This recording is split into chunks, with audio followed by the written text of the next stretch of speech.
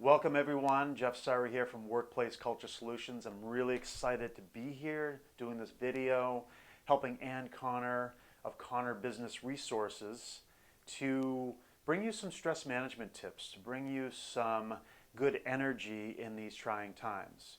And this video is called Radical Self-Care, taking care of yourself in trying times.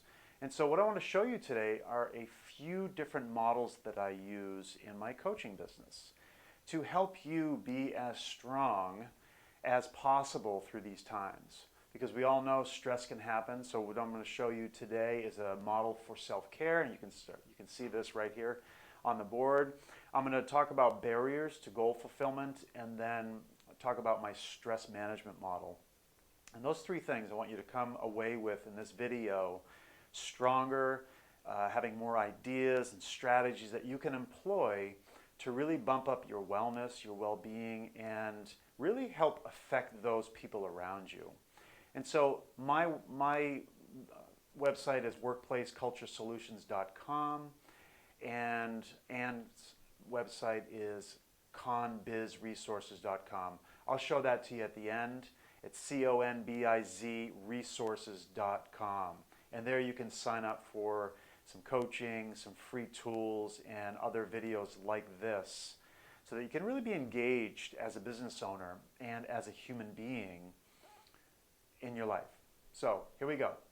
First thing I want to show you is this model that I did not create per se. It's based on the wellness wheel and psychology, but I've taken it to a different level and used it as a visionary tool for people, realizing that we are more than we seem to be. And the more we understand about ourselves, the more self-awareness we have, the better off we're going to be, because then we have more of a picture and we have more things that we can work on to bring us into a stronger position energetically, physically, etc. And so I call it the Be Better wheel, or the Vision wheel, or the Balance wheel. It's all about radical self-care. It's about balance, balancing all the forces that make up you. One of my clients calls it the Wheel of Fortune. Again, it's based on the wellness wheel in social psychology. So basically the model talks about 8 components. So here you are in the middle. You the business owner, you the human being are in the middle, and we have 8 words here. And so the words are arbitrary, don't get hung up on them. At the same time, they give us something to kind of think about and think through and possibly practice that aspect or that slice of the pie, that piece of the puzzle in our lives.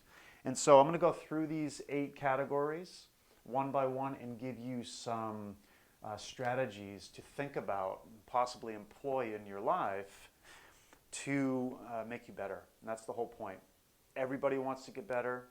Even in trying times like this, difficult times, we can innovate. We can really turn on the jets and use this time to focus. And that's what it's all about, is focusing on the things that are going to bring you health and well-being, right? So I'm going to start with the physical and go counterclockwise.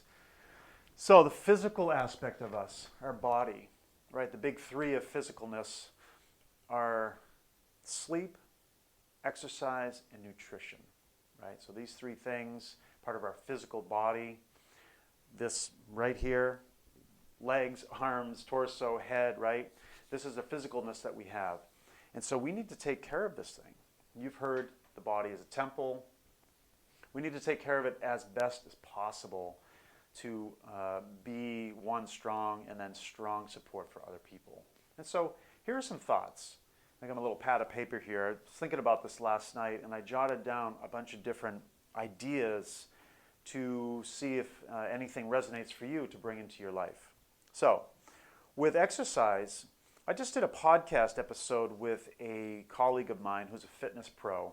And by the way, my podcast is called The Focus Coach. And you can find that on my website, which I'll show you at the end.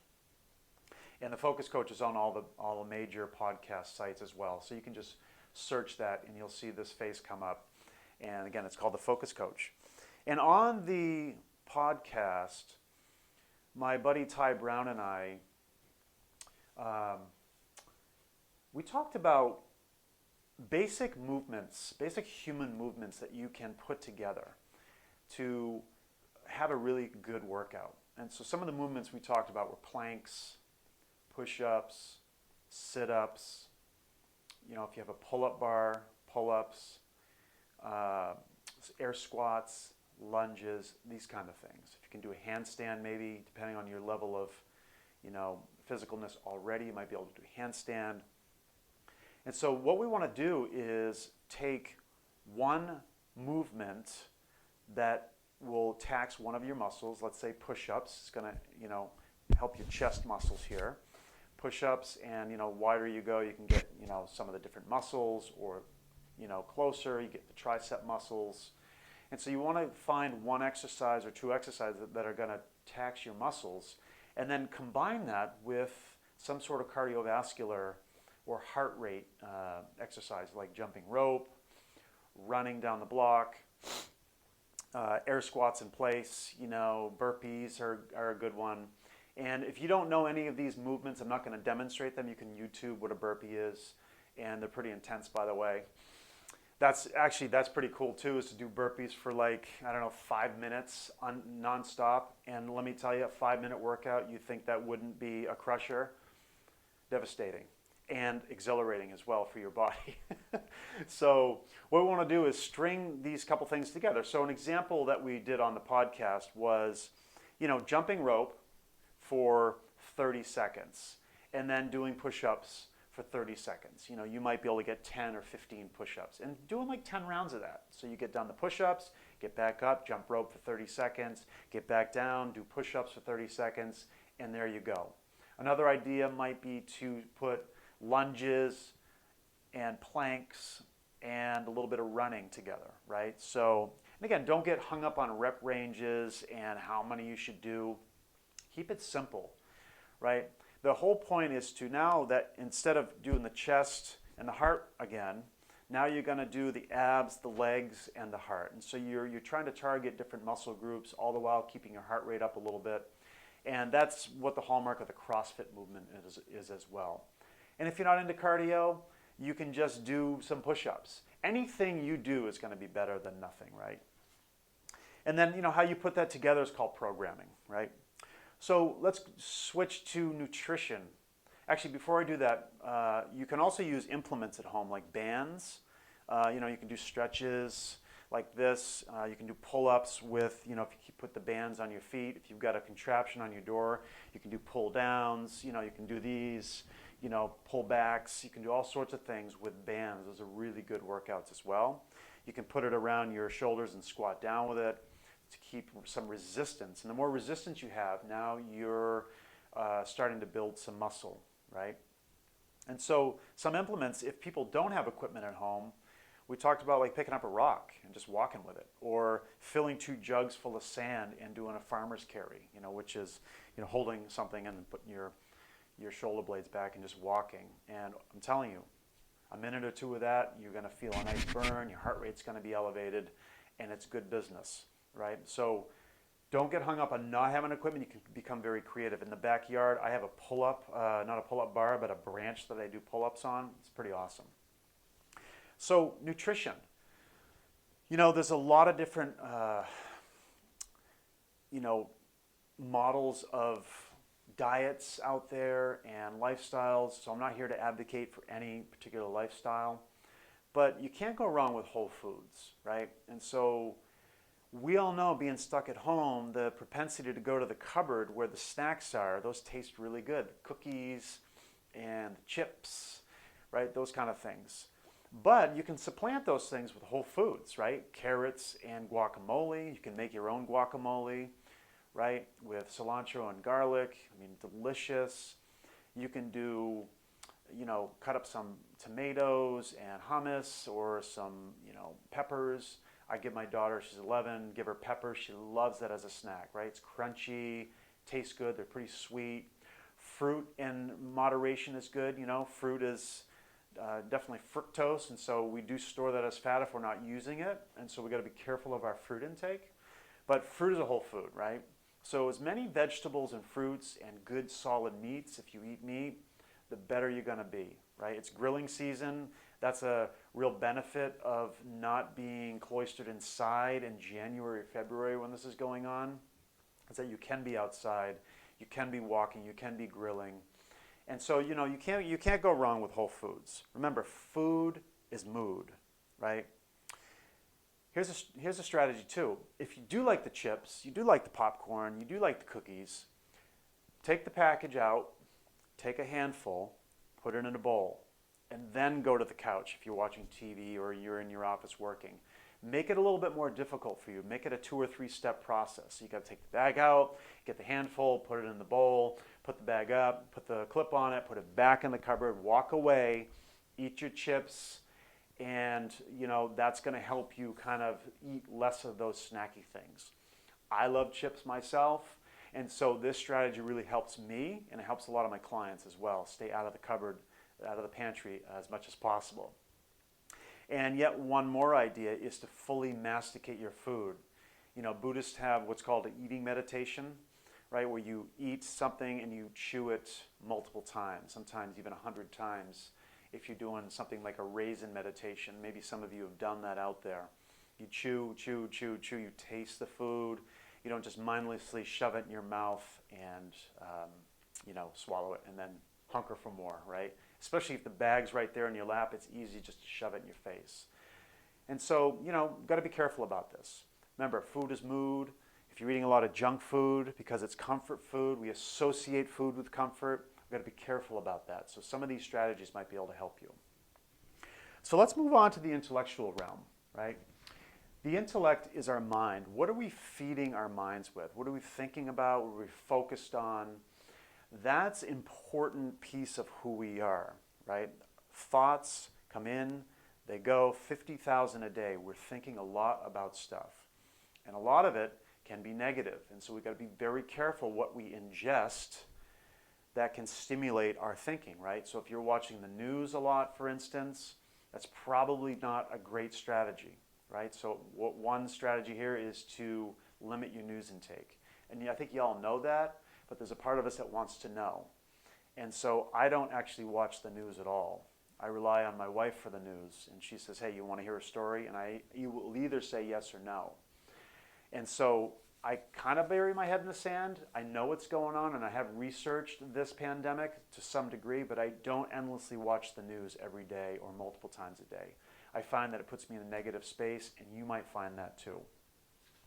So another intellectual is, find a good book. Dust off a book. Right now I'm reading a book called The Psychology of Risk and a book called Awareness.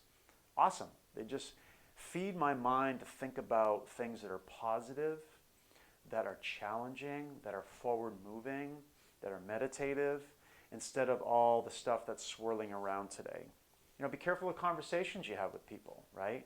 If you tend to gossip with people, then maybe you need to kind of figure that out, right? And stop that. Or if you have someone, I have a client that has a person in their life right now that gossips a lot, and giving that person feedback or kind of creating some barrier between you and them might be a good thing to do, at least in the short term, right? While we're cloistered in our houses and isolated. So got to be careful about what's between our ears. This is the most important real estate that we own. Right? So we've got to really focus on keeping it safe and sound. Like I said, limit the news, listen to podcasts. Like I said, I have a Focus Coach podcast, and it's awesome. I love doing it. It's once or twice a week. I have guests on. I have a segment called Daddy-Daughter Life Chats, getting into the mind of an 11-year-old girl. It's awesome, just the wisdom of the babe, right? So you might have podcasts that you listen to already. It might be time to find a couple new ones, right? Some good TV shows like, Downton Abbey or some other British TV show if you're into that kind of stuff. It can be really engaging for you and entertaining, right? And so trying to find things that really energize you and excite you, and then dust off a hobby, right? Learning about something new. Right now I'm engaged in learning a new drum set. I'm a drummer, and I have a Roland V50 drum set right now, and it's top of the line, and it's pretty complicated. And so I'm immersed in learning this thing right now, and it's really feeding my mind. It takes me time to sit there and push all the buttons and tweak all the sounds. and it's really awesome. It's really fun and engaging and kind of hurts my brain a little bit, but that's the point. So, emotional world. I'm going to talk about that for a minute. At any given moment in time, we have an emotional tone in our body, right? So right now, just take a deep breath. How do you feel, right? Do you feel excited by this video? Do you feel hopefully not bored? Do you feel frustrated? Do you feel anxious? At any given moment, our energy is going up and down, positive, neutral, and negative, right? So again, like our thoughts, we've got to be careful when negative emotions show up, like anxiety, overwhelm, and frustration and anger, right? We need to pay very close attention to that so that we can find ways to get out of it as quick as possible. Not to repress it, not to deny it, but to acknowledge it, but not to water it so much that it puts us into a serious full-blown funk. And I think all of us know out there what it's like to be in a funk, especially in times like this. Can really put you in a funk. And so, some strategies to help with your emotional world are finding someone to vent to. It's different than gossiping. It's like, hey, listen, I got to get some stuff off my chest. And that's the function that I serve as a coach, and it's endlessly awesome. I love it. I love holding space for people that need to just vent stuff out, because I know through the venting, there's clarity, right? Through the confusion of all these challenging things that are going on in your life, business-wise, personal-wise, financial, all these kind of things, there's clarity through that tunnel, through that cloud, right? And so coaching, therapy is a good one. A lot of coaches and therapists are doing online right now. So get back with your therapist. Hire someone like me or, someone at Ann's business, Connor Business Resources, right? To find that person that is safe, that's confidential, that you can get this stuff out. Journaling is a nice way to get stuff out as well. A lot of you like to journal, and so just writing a few paragraphs or writing it in a Word document or an email draft, just get it out of your body. I can't tell you how many times I've sat there listening and the person's like, whew, after 20 minutes, man, I feel so much better. And I really have said, wow, it sounds challenging, and validating and paraphrasing and listening, of course, but just by the act of someone else being in that space with you so you can dump all that out is hugely beneficial. So find someone to really bump that up. Mindset, goes back to mindset now, knowing that this too shall pass. So some self-coaching, right? So when you get into a funk, you just kind of breathe, like, okay, I'm feeling anxious about the world or my loved ones or my business. Take a deep breath and, remember that you have perspective at your disposal. This too will pass. Things come and go, right? Oftentimes we make it out to be worse than it is, so we don't have to be catastrophic in our thinking, right? Catastrophize is the word. We don't have to make it so negative, even though we think it is sometimes and we feel it is. We can kind of resist that temptation to go down the hole, what I call slide into oblivion, and keep ourselves above boards a little bit better by self-coaching, right? So this too shall pass is an example of that. Taking deep breaths, right? Just breathe into your belly. Not when we get stressed, we're more top-heavy instead of right in here, right? Like the oak tree is the strongest tree. It's like just root yourself, plant yourself into the earth and breathe deeply. And it's a really wonderful practice to do this many times an hour anyway, even. I'm going to just go back to the physical. Another strategy really is to keep yourself upright. So big chest instead of dump forward, big chest. Even if you're sitting, just put your shoulder blades back, elevate your chest, tighten your stomach a little bit, and voila, you're in a strong position. It's such a difference. Right? And that's free. You do it over and over and over again. Catch yourself slumping a little bit, you're at your computer, and this helps you just open up, bring more oxygen in, your head's more erect, your spine is getting more information, more blood flow. It's just good business, right? Last thing on this is good boundaries. So you might be a yes person, a pleaser. You're home with your kids possibly and they need stuff. setting good boundaries with your spouse, your partner, your kids is really a great emotional technique, right? So speaking up for this is what I need, right? I need a couple hours of unabashed quiet time, you know. This, you know, I don't have to take responsibility for other people's feelings. I can let them be, you know, doing their own thing independent of me. I don't have to always be involved or take care of people. I've got a lot of clients that they're naturally caring people and they want to take care of people, but too much sometimes, right? So boundaries, setting a good boundary with people is the way to go. Not now, but later, right? So not now, in a couple hours, I'll help you get your homework situated right now, and then I've got to go get on some calls or do some work and buckle down, and do not disturb me, you know, unless it's obviously an emergency. And so really holding that boundary with people can be very beneficial. All right, let's go on to the social bucket. So social is that bucket, that piece of the puzzle that has us engaged with other people, right? So obviously, a lot of us have a strong connection with friends or a network of friends. And so in a time of isolation, though, we're not going to be able to see them as much. But that doesn't have to be the end-all, be-all, right? We can still meet in parks and have social distance.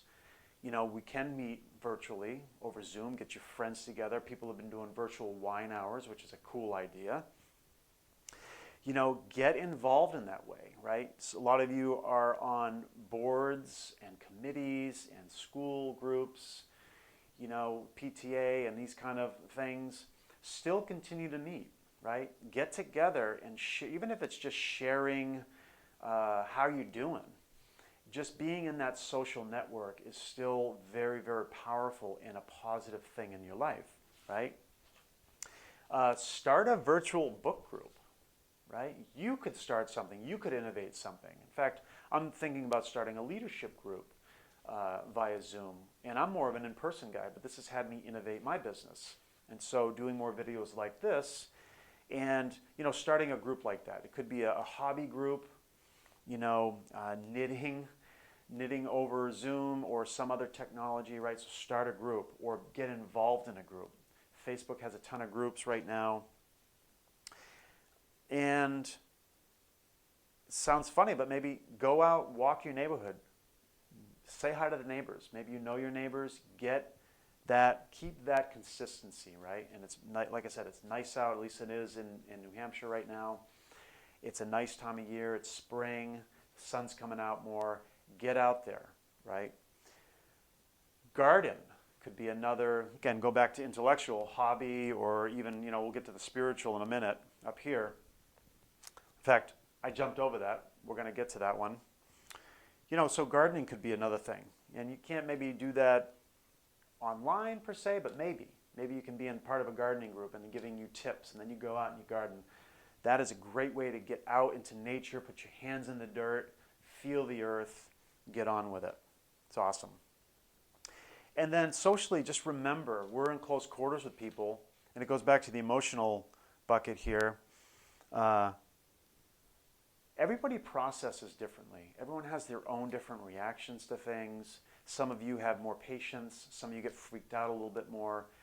Realize that the people that you live with, the people that you're involved with, all have a different way they process information. They process crisis, you know. And so just being a little softer with people, trying to listen a little bit better, right? Being that caring person to say, hey, you know, you're having a tough time today. And so just giving that gift to other people can be a real nice social thing to do. Vocational, right?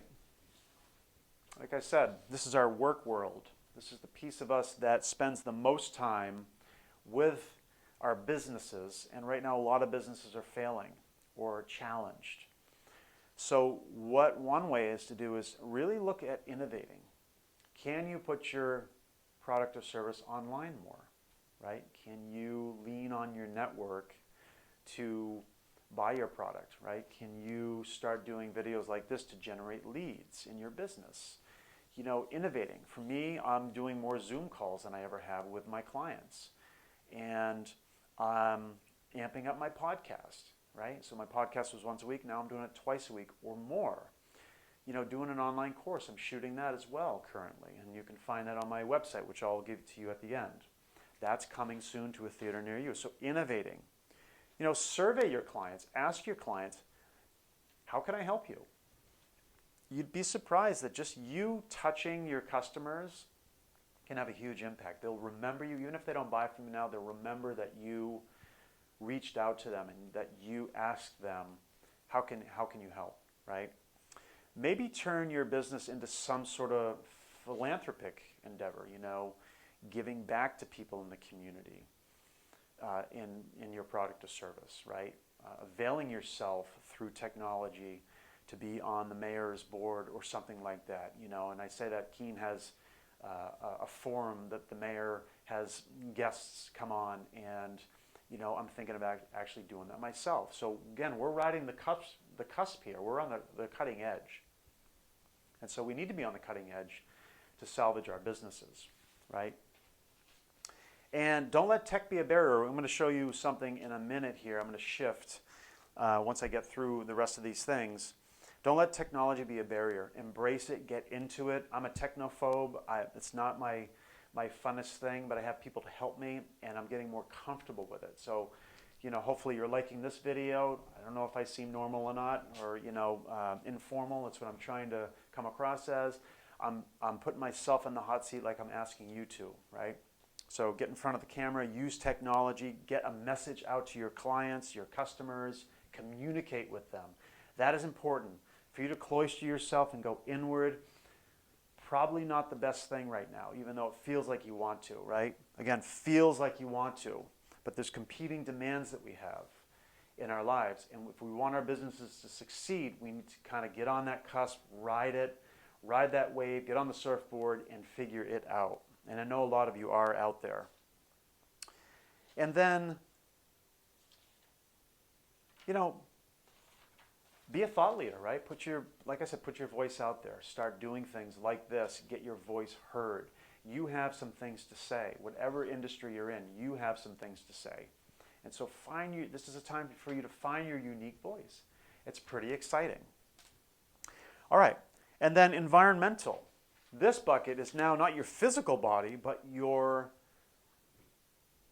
world outside, your physical world around you, your office space, your house space. This is my office right here, and it's pretty clutter-free. We try to keep it clean, right? We keep it clean here in this office. But you might have house projects you want to dive into, right? Get those garden beds going once and for all. Right now I'm painting the interior of my house because I have some little extra time. Getting some of this stuff done, keeping your office clean by filing things and cleaning up your inbox. How many of you have 3,000 emails out there in your inbox? I used to. Now I only have one, and I have folders, and I've organized my environment, which also goes down to vocational as well. Again, these all blend together, but we parse them out just so we can talk about them. So find ways for you to get dialed in your environment, right?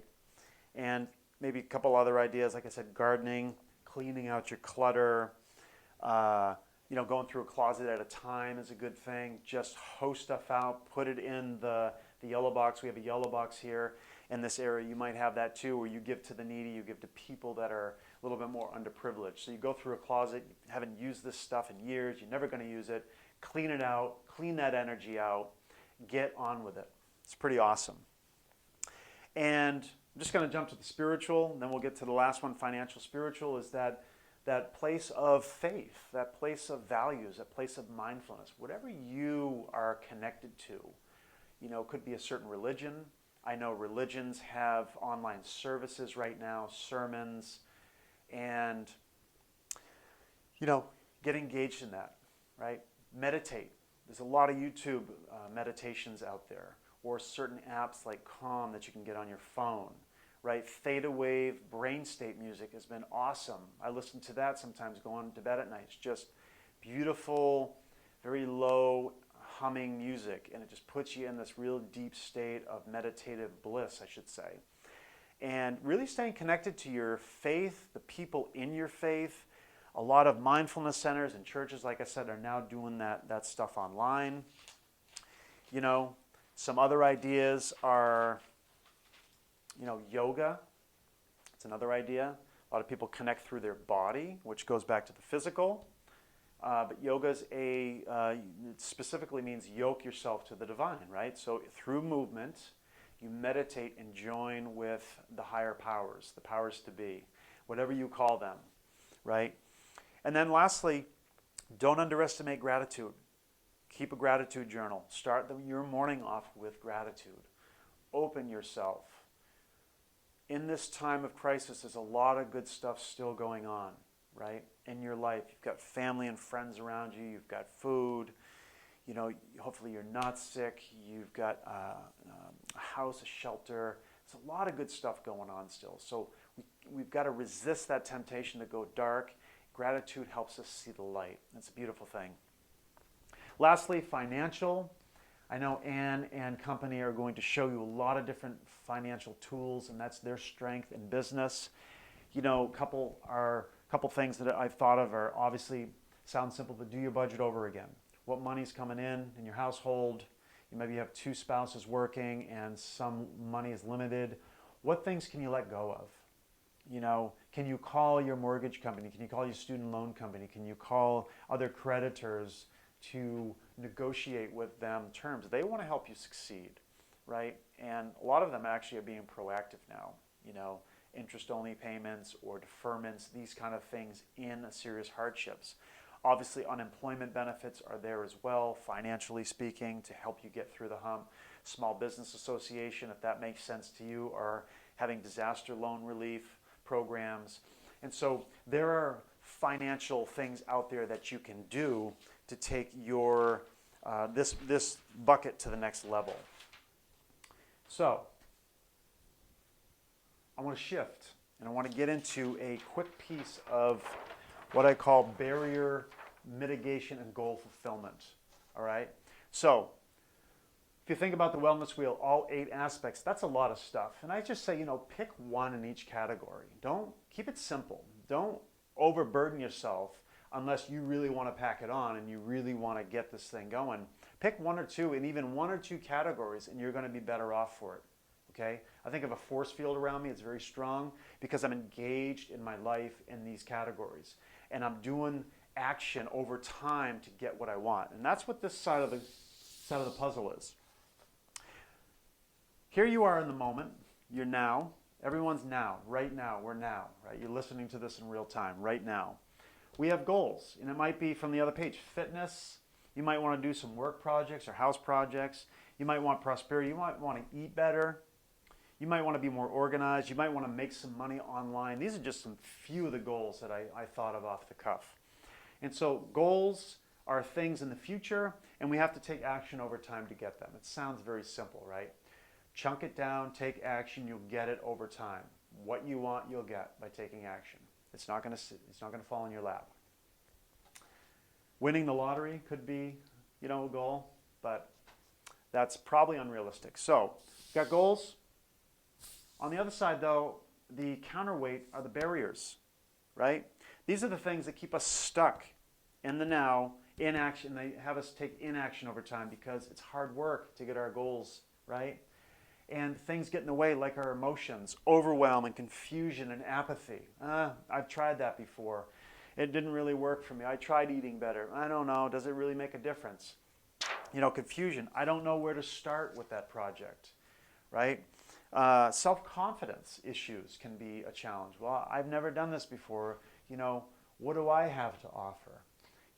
These are barriers that happen in here that if we don't know they're happening, then they have a hold over us. And as a coach, I want to help people identify the barriers that are going to get in their way from what they want and help mitigate them through different strategies, right? For instance, self-confidence. You can start countering that with self-coaching phrases. Like, if it's something new and you don't feel confident, you frame it in like, well, it's new. It's going to feel uncomfortable. And discomfort doesn't have to be totally upsetting. It doesn't have to lead me to take inaction. I can actually feel uncomfortable, practice something, and realize it takes practice to get better at something, right? So really challenging that thought or that feeling of self-confidence. Confusion, break it down. Find someone to help you say, man, this project seems really big. Well, what is the project? And what are the elements of it?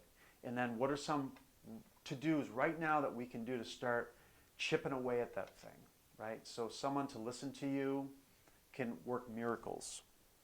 Overanalyzing, a lot of you out there have analysis paralysis. You want more information. You want to think about it more. And that's a strength.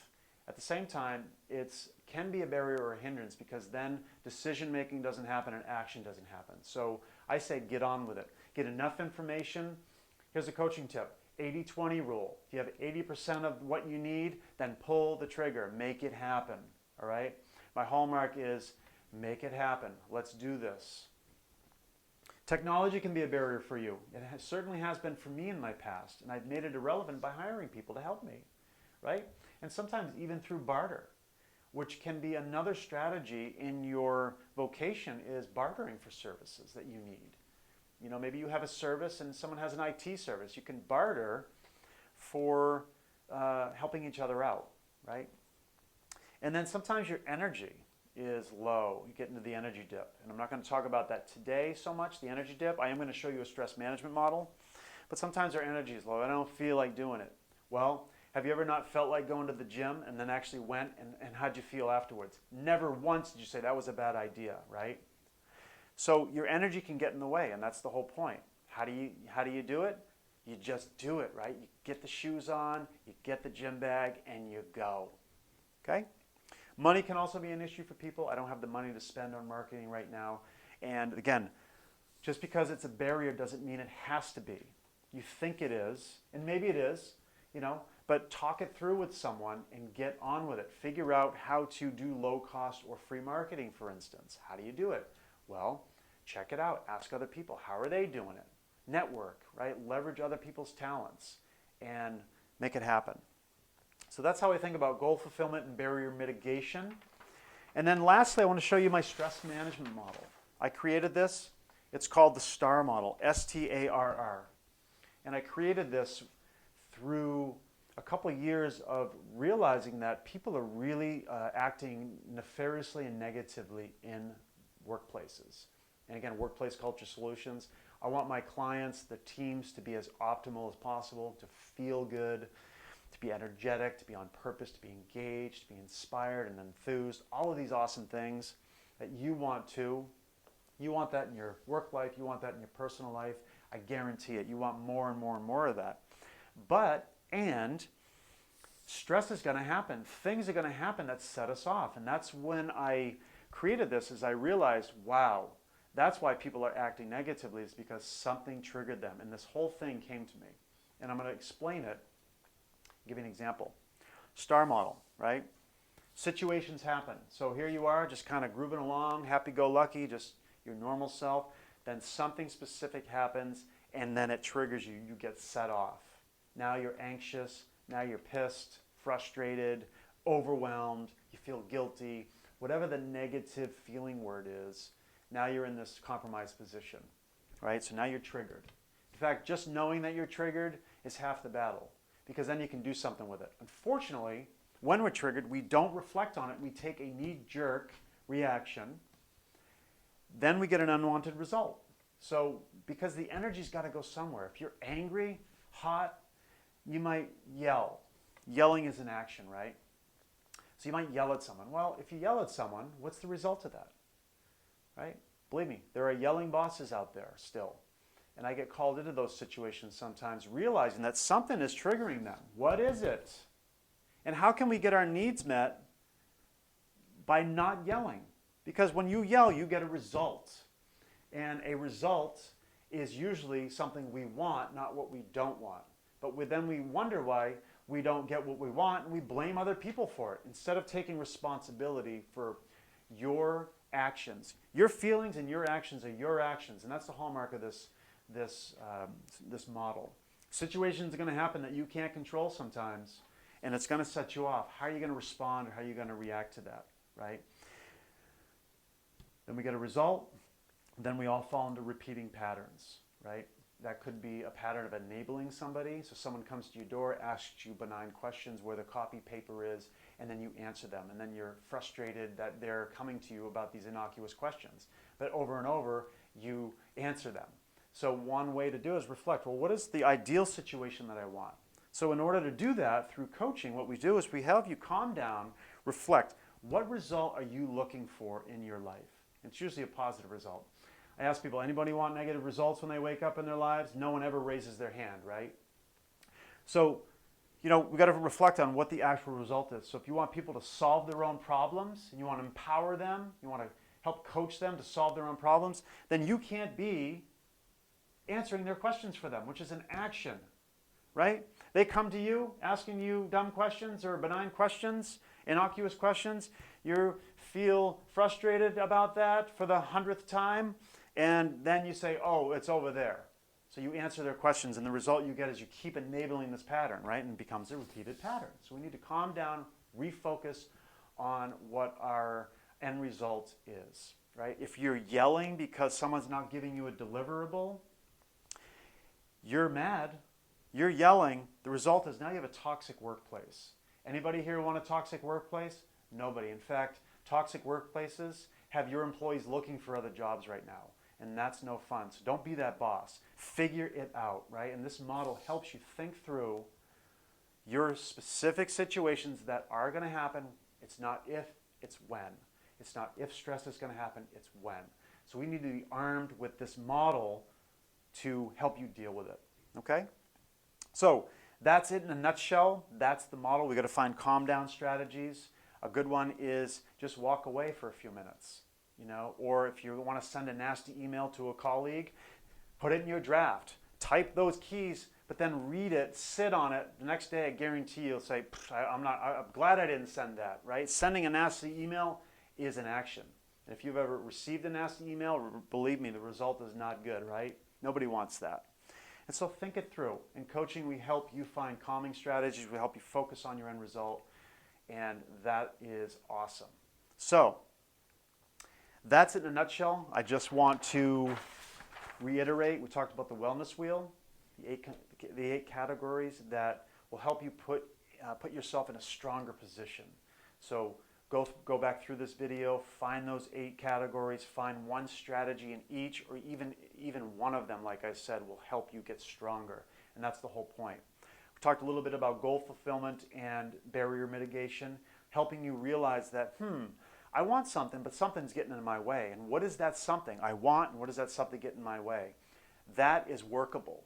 Trust me, through coaching, through consulting, maybe your therapist can help you, or a colleague, or someone to listen to you can help you figure this conundrum out, right? Because it's frustrating not getting what you want. And then we talked about stress management. It's not if, it's when. Use the STAR model. Get yourself out of emotional hot water and get on with it. Get on with the day. So here's Connor Business Resources, CONBIZresources.com. Go there for tips, freebies, strategies, sign up for coaching. They may have online programs and stuff like that for you as well. Go to my website, workplaceculturesolutions.com. I'll give you a free session over the phone or over Zoom. We can talk about these things and other things. I have other coaching tools to show you. And so that's it in a nutshell. Thank you so much for watching, and be well.